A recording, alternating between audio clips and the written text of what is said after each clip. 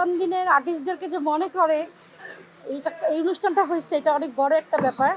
কারণ আমরা জানি যে আব্বুর সাথে সাথে আমরাও নাই হয়ে গেছি। আমিও ছোটোবেলায় এফডিসিতে আসছি, অভিনয় করছি, 5-6টা মুভি করছি, আমার বড় ভাইও করেছে। তো এতদিন পরে এফডিসিতে এসে ছোটোবেলার কথাও মনে পড়তেছে। অনেক পুরান শিল্পী আব্বুর সাথে যারা ছিলেন তাদেরকে দেখলাম, মানে অন্যরকম একটা অনুভূতি, এটা আসলে বোঝানো যাবে না। তো আজকে আসতে পেরে আমি নিজেকে অনেক ধন্য মনে করতেছি, আব্বুকে খুব মনে করতেছি। আর যারা এই অনুষ্ঠানটা করছে তাদেরকে তো মানে অনুরোধ আমার যে প্রত্যেক বছরে যাতে এরকম ধরনের একটা অনুষ্ঠান করা হয়।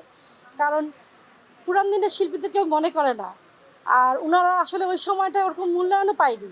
হ্যাঁ, এখন তো অনেক রকম চ্যানেল আছে, অনেক মিডিয়াতে আসলে সবাই অভিনয় করে, পাওয়া যায়, কিন্তু পুরান দিনের শিল্পীকে কেউ চিনেও না। তো আজকে হয়তো এই প্রোগ্রামের মাধ্যমে হয়তো আমার আব্বুকে সবাই এখন নতুন করে চিনবে।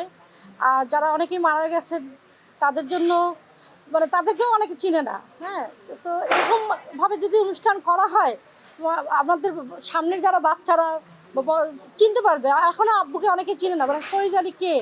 হ্যাঁ, আচ্ছা আচ্ছা উনি, আচ্ছা ছবি দেখায়ও, তো তখন খুব কষ্ট লাগে যে আব্বুকে চিনে না। হ্যাঁ, তো খুব ভালো লাগছে। মুক্তি আপু, রুবেল আঙ্কেল, সবাইকে থ্যাংক ইউ।